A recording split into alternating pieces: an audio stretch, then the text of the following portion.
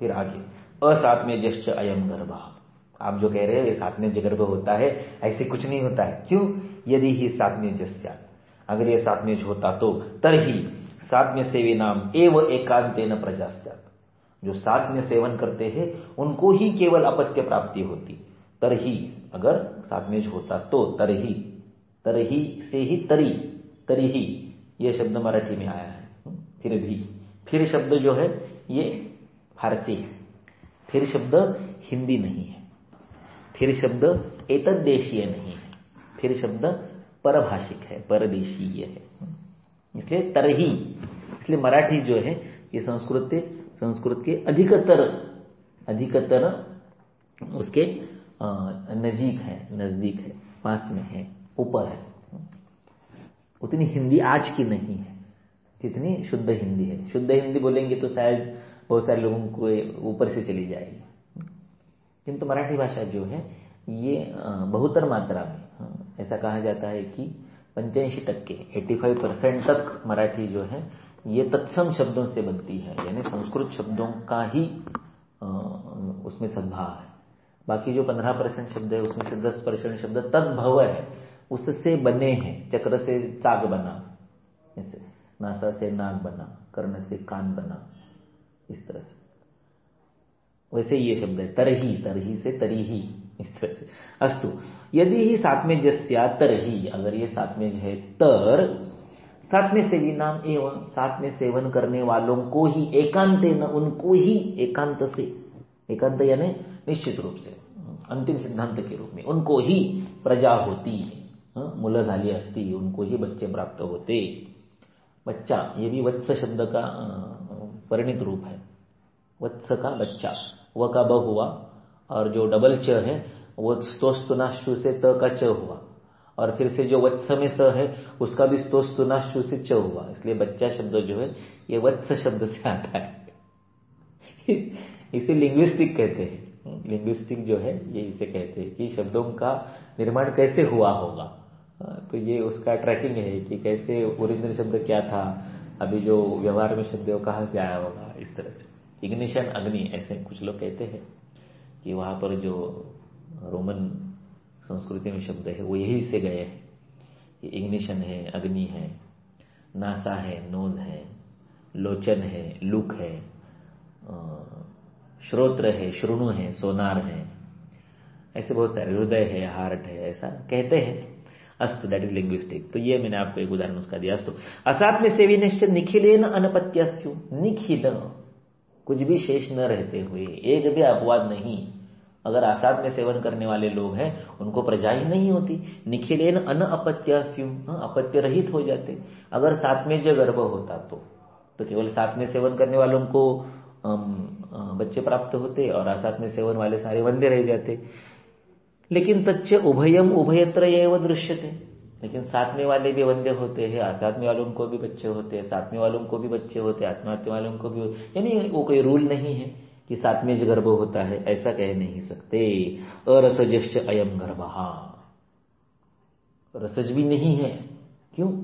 यदि ही रसज स्यात्, अगर ये रसजन्य होता, न केचित् स्त्री पुरुषेषु अनपत्यस्युः, तो कोई भी स्त्री पुरुष अनपत्य होते ही नहीं, क्योंकि सभी में रस तो होता ही है। नहीं कश्चिद अस्ति एषाम यो रसान् न उपयुंक्ते, रस का सेवन नहीं करता है, आहार का सेवन नहीं करता है, षड्रसों का आस्वाद नहीं लेता, ऐसा कोई होता ही नहीं। सभी तो रस का सेवन करती ही है ना। नहीं कश्चिद अस्ति, ऐसा कोई नहीं होता है, ये शाम कि जो रसों का उपयोजन नहीं करते हैं, ऐसे होते ही नहीं। तो अनपत्या न स्युः, क्योंकि सभी रस का सेवन ही करते हैं, तो कोई अनपत्य होते ही नहीं।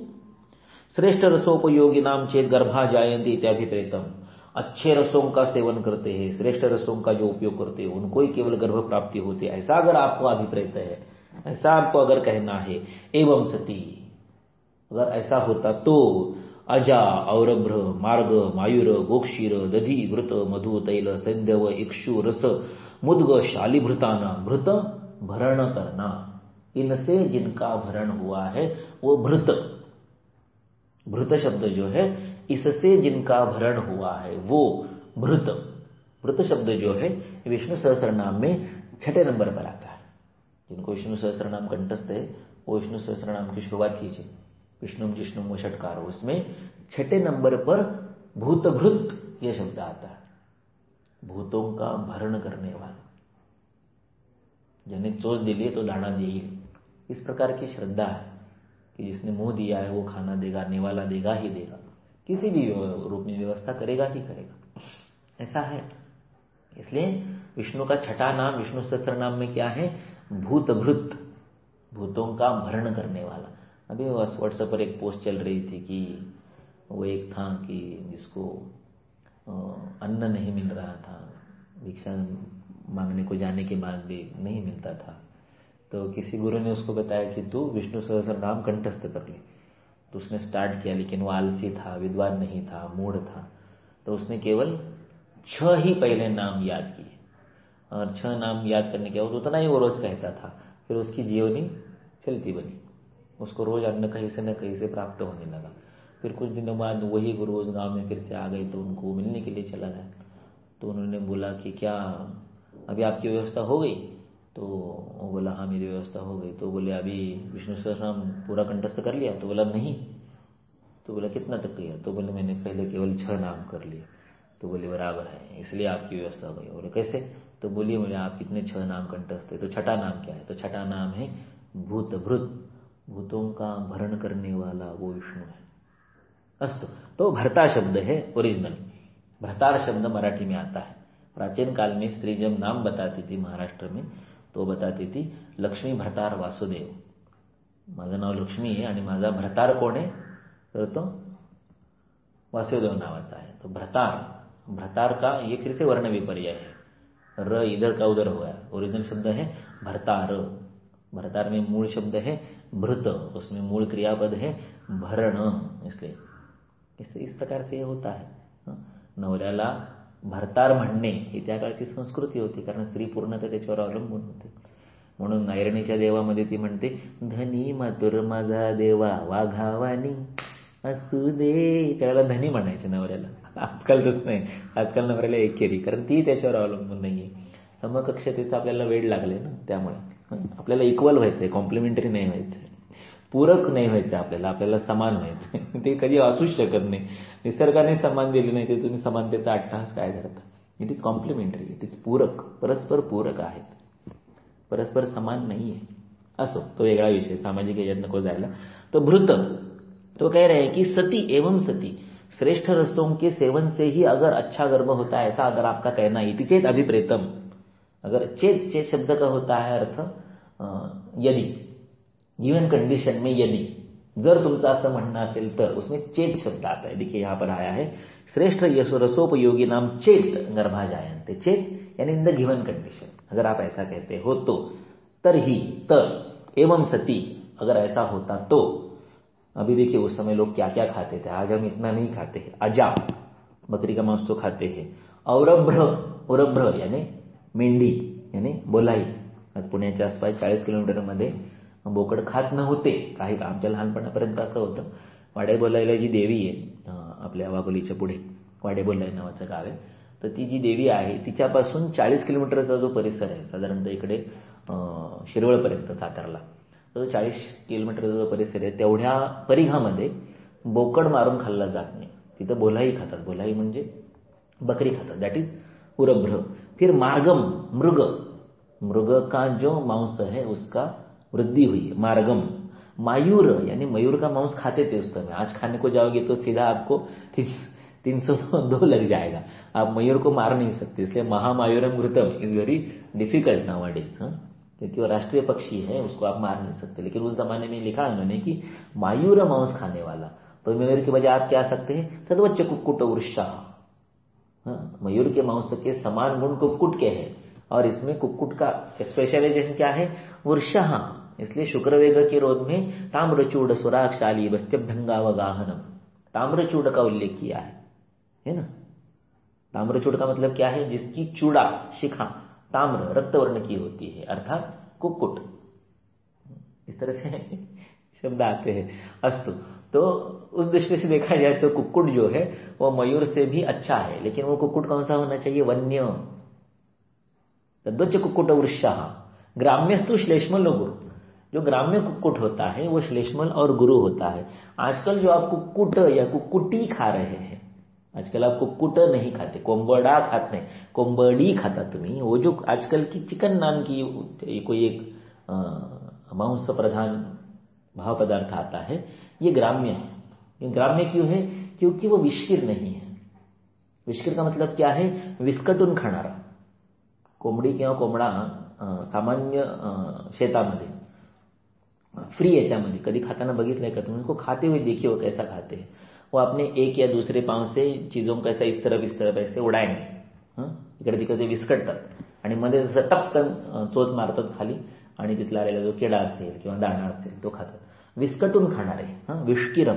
कीर याचा अर्थ पसरणे, इसलिए कीर्ण शब्द, इसलिए कीर्ती शब्द, इसलिए किरण शब्द. सूर्याचे किरण कसे असतात? ते फाकतात. किरण येत नाहीत, किरण पसरत नाहीत. आपण किरणांना काय म्हणतो? किरण फाकली, पसरतात ते, म्हणून किरण. म्हणून कीर्त, म्हणून कीर्ती, म्हणून विष्किर, म्हणून कीर. इसलिए वाग्मट ने लिखा की अतिविप्रकीर्णेभ्यो प्रायस्सारतरोच्या. इकडे तिकडे विस्कटलेल्या विषयांमधून, ते अर्थ असं ग्रंथबंधस्य संक्षेपाय क्रमोन्यथा. तो विष्किर है वो. आज का जो आपका चिकन आता है वो विष्किर नहीं है, उसको दाने लाके दिए जाते हैं. क्या बोलते हैं उसको? फीड. उसको फूड भी नहीं, फीड बोलते हैं. वो फीड उनके सामने डाला जाता है, वो वही बैठकर उसको चुगता है. झुकता भी नहीं है एक्चुअली, उसको खाता है वो. झुकने के लिए क्या करना पड़ता है? थोड़ा कष्ट करना पड़ता है. वो वहीं पर बैठकर खाता है, वहीं पर जन्म लेता है, वहीं पर खाता है, और वहां से उसको उसके पाँव में रस्सी बांध के उसको उठा के ले जाते हैं, उसको काटा जाता है, मर जाता है. सो इट इज टोटली ग्राम्य because it does not move. विष्किर मांस जो है वो इधर उधर भटक के चीजों को विस्कट के खाता है, विष्किर है. इसलिए वो वन्य है. वन्य का मराठीतलं भाषांतर गावरान आहे आणि ग्राम्यचं मराठीतलं भाषांतर हे शहरी, असा त्याचा अर्थ होतो. आजकाल आपण ज्याला गावरान म्हणतो, गावातल्या रानात जे फिरतं ते वन्य, और जो ग्राम्य है वो एक जगह बैठा हुआ. आपने उसको बंदिस्त शेळी पालन प्रकल्प अभी आजकल ये आ गया है, महाराष्ट्र शासन का उपक्रम है बंदिस्त शेळी पालन. एक चौकोन में उन बकरियों को रखा जाता है, वहीं पर उनको बिना कष्ट का अन्न दिया जाता है, वहीं पर उनका भ्रूण होता है, उनको काटा जाता है. तो ये ग्राम्य पशुपालन है, ये वन्य पशुपालन नहीं है, क्योंकि इनको खुले आसमंत में छोड़ा नहीं जाता है. अजा का दुग्ध लघु क्यों है? मातृदुग्ध का पहला पर्याय अजा दुग्ध है, छाग दुग्ध है. दूसरा पर्याय मातृदुग्ध है, गोदुग्ध है. अगर आप वाग्भट तंत्र 1 में जाएंगे तो वहां पर आपको मिलेगा कि मातृदुग्ध के अभाव में पहले क्या देना है? छागम. छाग नहीं मिला तो गव्य. छाग क्यों? क्योंकि अजा का दुग्ध जो है ये कटुतिक्ता शनै ही लघु. अजा जो है, अजा को आपने कभी मेंढी के जैसा ऐसा ब्रूहण होते हुए देखा नहीं. अजा is always lean and thin. अजा कभी भी वो मेंढीला काय म्हणतात? उरभ्र, अवी की तरह ऐसा मोटा देखा है नहीं, स्थूल देखा है नहीं. अजा इज ऑलवेज कृश तुलनात्मक दृष्टि से, क्योंकि वो इधर उधर भटक के चढ़ के कटुतिक्त अशन करती है, इसलिए उसका दुग्ध लघु होता है. और वही यहां पर है कि आप जो कुक्कुट खाते हो ये ग्राम्य है. और ग्राम्य का वर्णन क्या किया? ग्राम्यस्तु श्लेष्मलो गुरु. ये कफ प्रधान है, ये गुरु है. इसलिए आजकल जो बड़ी मात्रा में चिकन खाया जाता है, मटन की तुलना में चिकन का जो सेलिंग रेट है, कॉस्ट जो कम है, और अवेलेबिलिटी बहुत ज्यादा है. इसलिए बहुसंख्य जो प्रजा है आज की, ये चिकन को प्रेफर करती है. लेकिन what they are eating? They are not eating flesh. वो मांस नहीं खा रहे हैं. वो ग्राम्यस्तु श्लेष्मलो गुरु, वो ये गुरु स्निग्ध पृथ्वी जल प्रधान क्लेद प्रधान वो मड खा रहे हैं, चिखल खा रहे हैं, दलदल खा रहे हैं. हम समझाने को जाएंगे तो पेशेंट को अच्छा नहीं लगता है. किसी को चिकन बंद कर दे तो उसको बड़ा बुरा लगता है कि चिकन कैसे बंद करेंगे. इतना वो उनके किचन में चिकन को उनको लाना ही है. तो मयूर शब्द उन्होंने लिखा. मयूर का मांस जो ये कुक्कुट के समान होता है, उसके साथ कुक्कुट में ये प्रशस्ति है कि वृक्ष है, मयूर का मांग जो है श्रोत्र स्वर वयोदृशाम, इंद्रियों के लिए अच्छा है, इसलिए आपको त्रिमर्मीय चिकित्सा में इंद्रियों के संदर्भ में महामयूर घृत का वहां पर प्रणयन मिलता है। ओके, अब ये अच्छे अन्नों के उदाहरण में उसने ये लिखा कि देखिए क्या क्या खाना चाहिए, अजा, उरभ्र, मृग, मयूर, और बाकी का आगे भेज लिखा है। वो कल लिखेंगे। आपके संयमी श्रवण के लिए हार्दिक धन्यवाद।